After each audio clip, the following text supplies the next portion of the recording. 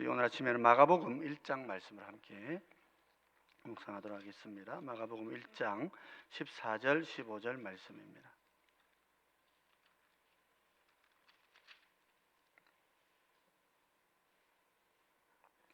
마가복음 1장입니다. 마가복음 1장 14절 15절 말씀입니다. 우리 다 같이 한 목소리로 함께 본문을 봉독하도록 하겠습니다. 요한이 잡힌 후 예수께서 갈릴리에 오셔서 하나님의 복음을 전파하여 이르시되 때가 찼고 하나님의 나라가 가까이 왔으니 회개하고 복음을 믿으라 하시더라. 아멘. 우리 교단 설립 70주년을 기념하여 또 우리 함께 겸하여서 우리가 예수사랑 새벽기도회를 가지게 됩니다. 함께 하신 모든 분들에게 감사를 드리고 또 우리 은혜와 위로가 충만하시기를 기원드립니다. 이번 한 주간 동안에는 우리가 하나님의 백성으로서 특별히 믿는 자들의 삶 속에 나타나는 이 은혜의 증거들이 어떤 것들이 있는가 하는 것들을 함께 살펴보면서 하나님께서 내게 은혜로 주시는 이런 삶의 열매들을 함께 생각해보고 또 그렇지 못한 모습들이 어떤 것인가 하는 것들도 좀 돌아보면서 주님의 고난주간에 우리의 삶의 모습들을 좀 점검하는 그런 시간들을 가지고자 합니다. 오늘 특별히 본문의 제목을 예수님의 말씀을 그대로 인용해서 천국이 가까웠느니라 그렇게 정했습니다만은 그래서 우리 입장에서 또 보면 복음을 듣는 자 입장에서 보면 우리 예수님께서는 또 회개하고 복음을 믿음으로 천국을 맞이해라 그렇게 말씀하시는 것이라 말할 수 있습니다. 오늘 본문을 보면 예수님께서는 이렇게 말씀하셨죠. 우리 15절을 한번 보시겠습니다. 마가복음 1장 15절입니다. 같이 한번 읽어보십시다. 이르시되 때가 찼고 하나님의 나라가 가까이 왔으니 회개하고 복음을 믿으라 하시더라. 그러죠. 주님은 이 땅에 천국을 가지고 오셨습니다. 그리고 택함 받은 자기 백성들을 부르시고 우리에게 회개하고 믿음을 가지라고 그렇게 믿음으로 복음을 믿으라 그렇게 말씀하고 계십니다. 그렇다면은 오늘 우리 본문의 말씀대로라면 천국을 맞이하는 길은 두 가지입니다. 그래서 회개하고 복음을 믿는 믿음이라 말할 수 있습니다. 오늘 우리는 과연 복음을 맞이할 만한 그런 믿음을 가지고 있고 또 복음을 맞이할 만한 회개의 삶을 가지고 있는가 하는 것들에 대해서 한번 점검을 해볼 필요가 있다 하는 것입니다. 우리 성도의 삶의 여정에서 회개라고 하는 것은 믿음의 결과로 주어지는 당연한 선물이다 그렇게 말할 수 있습니다. 믿음과 회개는 어떤 면에서 원인과 결과적인 그런 관계를 가진다 그렇게 말할 수 있죠. 우리가 아브라함을 통해서 배우는 것처럼 믿음이라고 하는 것은 예수님 안에서 하나님께서 우리에게 보여주신 그 아버지 되신 그 사랑을 내가 마음속으로 알고 그것을 믿는 것을 말하는 것입니다. 내 양심에 하나님이 나의 아버지가 되시는구나. 이를 위해서 아버지께서 사람이 되셔서 사람의 몸을 입으시고 그렇게 우리를 위해 죽으셨구나 하는 것을 내가 깨닫는 것을 믿음이라 그렇게 말하죠. 그래서 믿음은 중보자 되신 예수 그리스도를 깊이 마음에 영접하는 것이고 그 속에 나타나 있는 이 하나님의 이 호의적인 사랑을 내가 알게 되는 것입니다. 이것은 내 힘으로 알게 되는 것이 아니고 그래서 어떤 이성의 지식이 아니고 성령이 베풀어 주시는 우리의 영의 내적인 양심에 심겨지는 지식이라 그렇게 말할 수 있습니다. 고린도전서 12장 3절은 이렇게 이야기를 하지요. 우리 같이 한번 보십시다. 그러므로 내가 너희에게 알리노니 하나님의 영어로 말하는 자는 누구든지 예수를 저주할 자라 하지 아니하고 또 성령으로 아니하고는 누구든지 예수를 주시라 할 수 없느니라 그랬습니다. 성령이 아니고서는 믿음을 가질 수가 없다 하는 것입니다. 우리의 삶에는 이 믿음이 있어야 아브라함의 삶에서 보듯이 하나님께서 우리를 의로운 백성으로 받아주시고 이 심령 가운데 주신 믿음이 근거가 되고 또 증거가 되어서 마지막 날 우리가 하늘나라에 들어가는 소중한 길이 열쇠라고 말할 수 있는 은혜의 선물이라 할 것입니다. 그렇다면 이 믿음이 내 삶 속에 내 마음 속에 내 양심에 은혜의 진리로서 깊이 자리하고 있다 하는 것을 나는 어떻게 알 수 있을까요? 우리는 저분 참 믿음 있는 분이다 하는 걸 우리가 어떻게 알 수 있냐 말이죠. 한마디로 복음을 믿는 믿음의 사람들에게는 그가 믿음을 가지고 있다고 하는 증거로서 나타나는 삶이 있는데, 그것이 바로 회개의 삶을 산다 하는 것입니다. 복음의 중보자 되신 예수님을 안다고 하는 것은 내가 얼마나 큰 죄인이었구나 하는 것을 깨닫는 것과 동일합니다. 믿음을 가진다고 하는 것, 우리가 복음을 전한다고 하는 것은 사실은 회개를 선포하고 회개를 증거하는 것과 같은 것이라 말입니다. 사도행전 26장 20절에 보면 바울이 자신을 이렇게 소개합니다. 우리 같이 한번 볼까요? 먼저 다메섹과 예루살렘에 있는 사람과 유대 온 땅과 이방인에게까지 회개하고 하나님께로 돌아와서 회개에 합당한 일을 하라 전함으로 그랬습니다. 사도는 복음을 전했다 하는 이 표현을 하나님께로 돌아와서 회개에 합당한 열매를 맺는 것이다, 그것을 내가 전했다고 말하고 있는 거예요. 무슨 말입니까? 복음 증거라고 하는 것은 곧 회개를 증거하는 것이라 말입니다. 우리가 잘 알듯이 세례 요한도 복음을 증거하기 전에 복음을 선포하면서 이 회개의 복음을 선포합니다. 마가복음 1장 4절은 세례 요한의 그 선포의 말씀을 소개하고 있는데 같이 한번 보겠습니다. 세례 요한이 광야에 이르러 죄 사함을 받게 하는 회개의 세례를 전파하니 그랬습니다. 복음을 알고 복음을 믿는 믿음을 갖고 있을 때에 성도의 삶 속에는 그 열매로서 회개가 나타난다 하는 것입니다. 그러니까 복음을 전할 때에는, 믿음을 전할 때에는 회개를 함께 선포해야 하는 것입니다. 회개 없는 믿음이라고 하는 것은 사상 누각에 불과한 것입니다. 내가 만든 것입니다. 그건 내가 만든 종교이지 성경이 말하는 복음이 아닙니다. 성경은 복음을 가진 자는 누구나 회개로서 하나님 앞에 나오게 된다고 이야기하는 거예요. 내 스스로는 죄인인 줄 알지 못하지만 믿음의 선물이 내 속에 주어질 때에 그때라야 비로소 내가 죄인인 줄 아는 것입니다. 사람들은 왜 교회 가면 멀쩡한 사람들이 왜 자기를 죄인이라고 그러는가? 평소에 보면 다 착하게 사는데 왜 자기를 죄인이라 할까? 그게 세상과 교회의 차이라는 거예요. 내가 좀 바르게 살고 내가 좀 애써 살지만 나는 그게 나를 의롭게 하는 것이 아닌 줄 알고 있는 거예요. 하나님 앞에 서 있기 때문에. 우리 코람데오라고 하는 것이 무슨 거창한 구호가 아니라 내 삶에 하나님이 주신 믿음의 눈으로 나 자신을 보기 때문에, 나를 위해 저렇게 십자가에 죽으신 주님이 계시기 때문에, 저 십자가의 주님이 아니면 내가 구원받을 수 없는 자예요.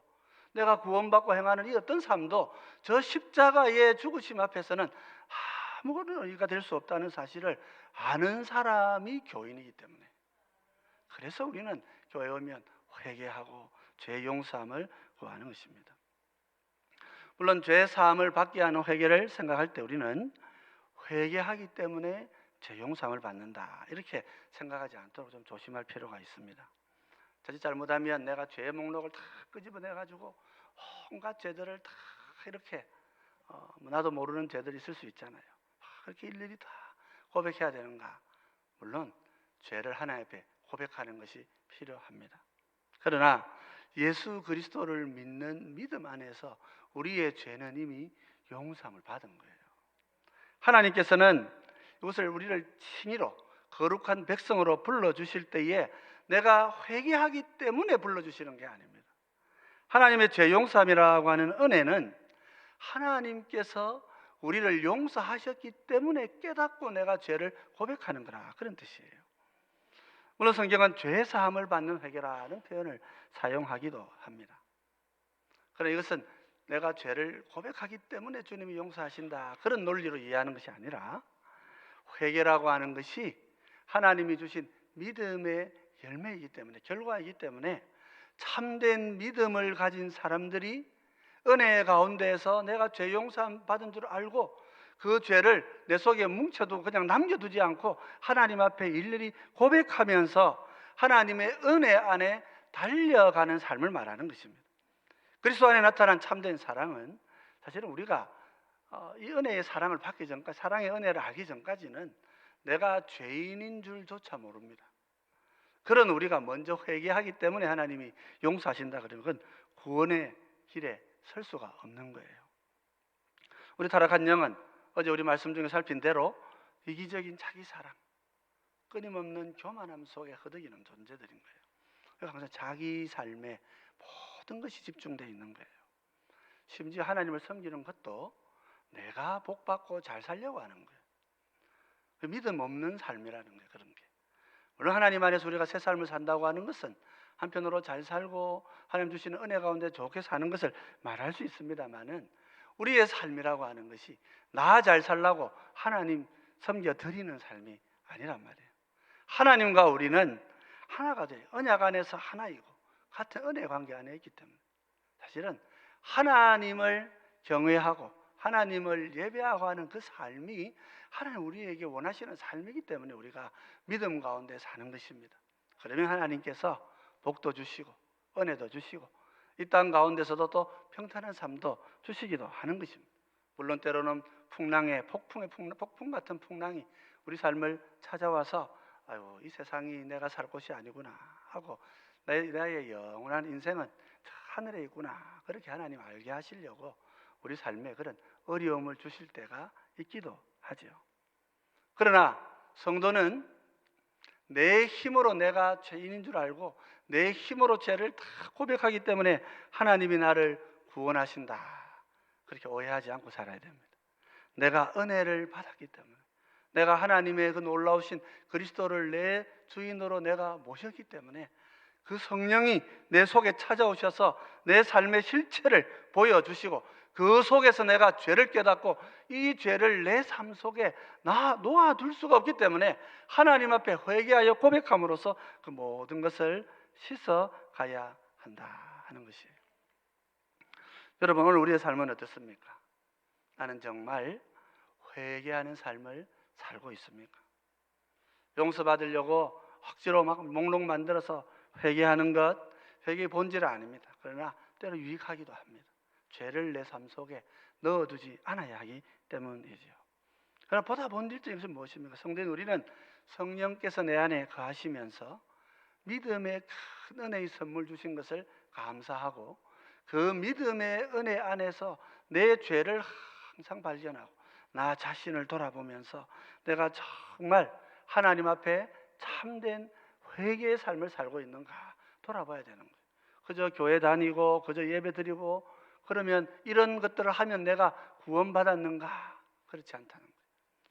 우리 믿음의 선진들, 우리 종교개혁자들은 우리가 믿음받은 참된 구원의 증거를 갖고 살아야 된다고 삶을 강조한 거예요.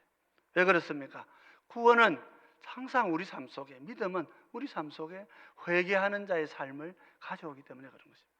회개 없는 삶을 그냥 적당하게 그냥 만족하려고 적당히 종교 행사에 참여하고 신앙적인 활동에 참여하는 것으로 그가 속지 않게 하기 위해서 우리 신앙의 선배들은 철저하게 회개의 삶을 강조하는 것입니다.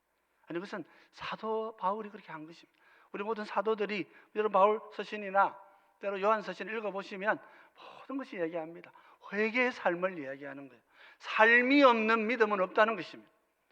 우리는 믿음을 추상적인 것으로 생각하고 머릿속의 것으로 생각하는 거예요.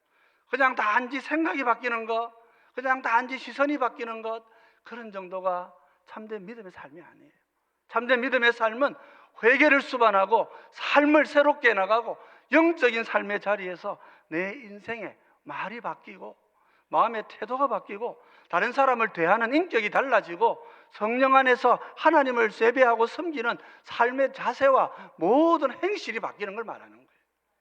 믿음의 사람이 언어가 바뀌지 않고 믿음의 사람이 행실이 바뀌지 않고 믿음의 사람이 힘든 성도를 보면서 안타까움이 없고 내 것을 나눠줄 마음이 생기지 않고 그래서 나눠주지 않는다면 그건 참된 믿음이 아니라는 거예요.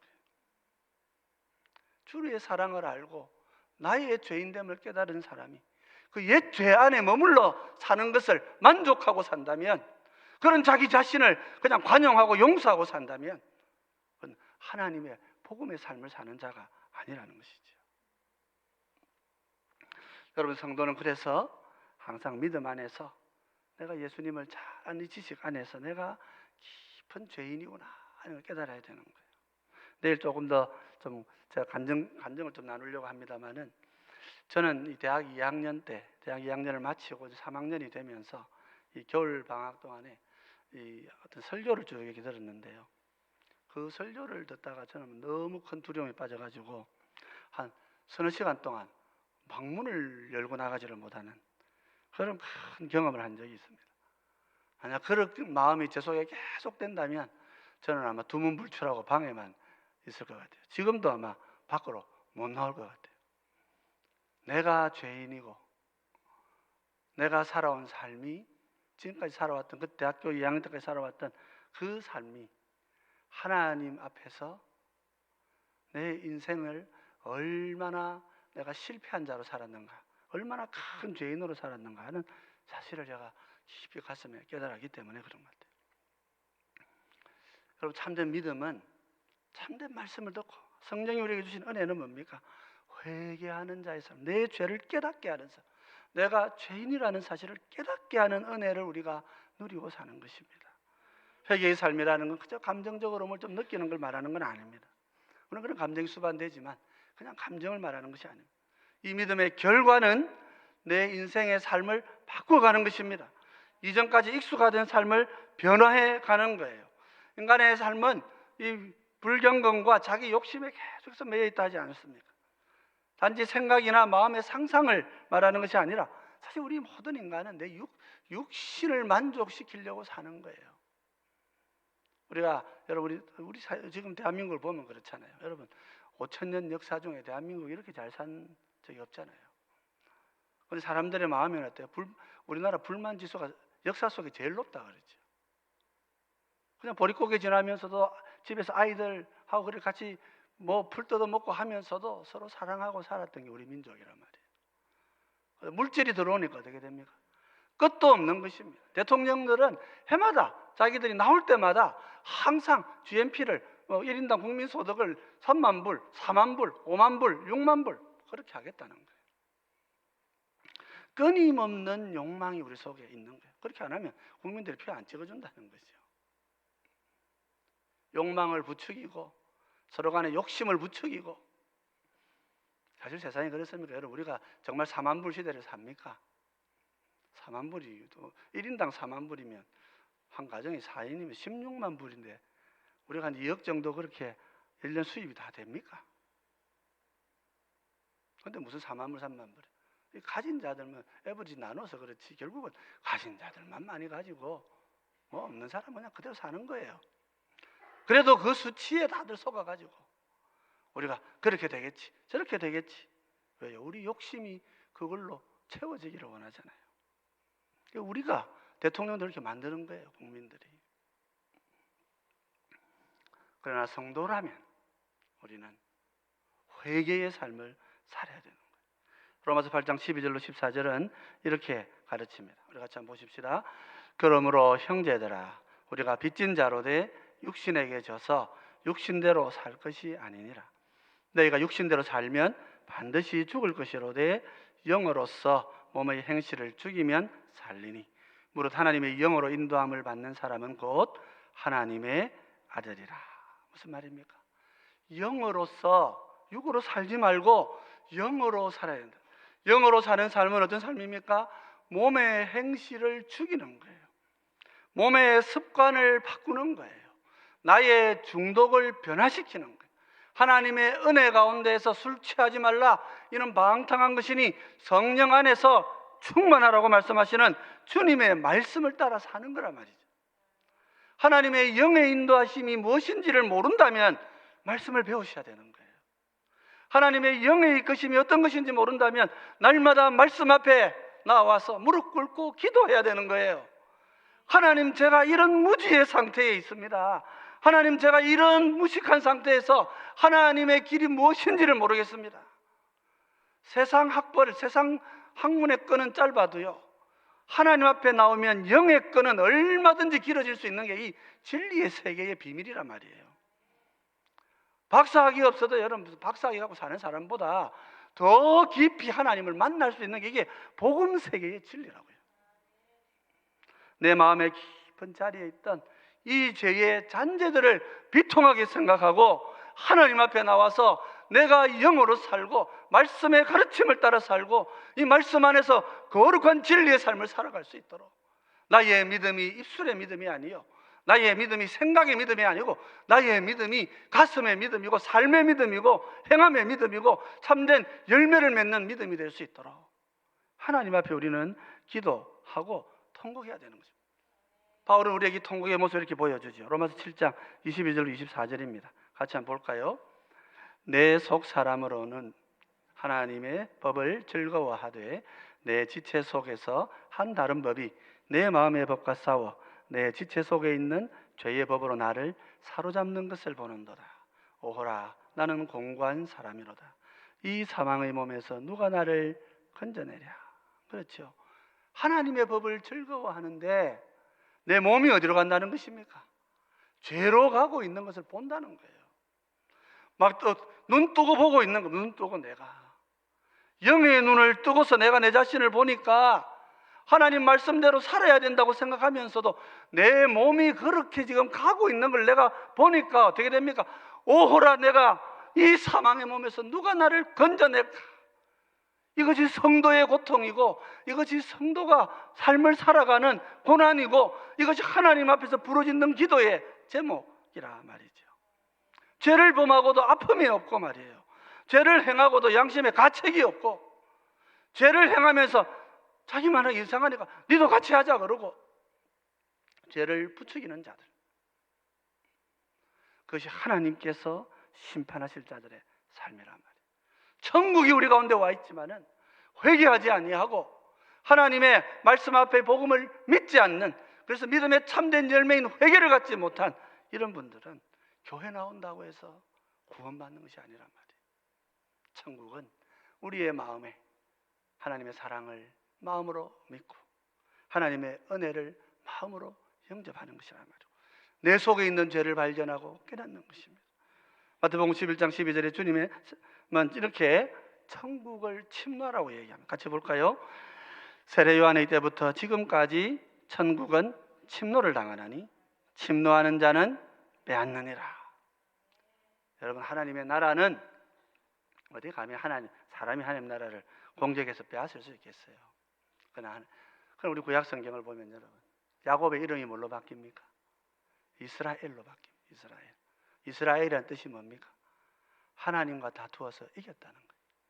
무슨 야곱이 하나님과 싸워서 이길 수 있겠습니까? 하나님 어떻게 하신단 말이에요? 져주신다는 거예요. 하나님께서 자기 백성을 자기 자녀로 삼으시려고 하나님이 싸움 걸어가지고 져주시는 거예요. 어떻게 져주십니까? 그가 하나님만을 믿고 하나님 앞에 회개하고 하나님께 돌이키고 지난날의 삶들을 끌어내고 야곱의 인생, 남의 발목 잡고 사는 인생, 남 속이는 인생, 거짓말하는 인생, 그게 야곱만 그런 게 아닙니다. 저 자신이 그렇고 우리가 그런 거예요. 주님 알지 못하던 인생이 그렇다는 거예요. 그런데 하나님께서 그 인생을 심판하지 않으시고 져주시겠다는 거예요. 네가 나를 이긴 자가 되란 말이에요. 천국을 네가 침노하는 자가 되란 말이에요. 복음을 믿고 회개하는 삶을 열매로 맺어가면서 자신의 가슴을 통탄히 여기고 죄를 통곡하면서 천국을 침노에 들어오란 말이에요. 그러면 천국이 너를 받아준다는 거예요. 이 천국이 오늘 주님이 가져오신 천국 아닙니까?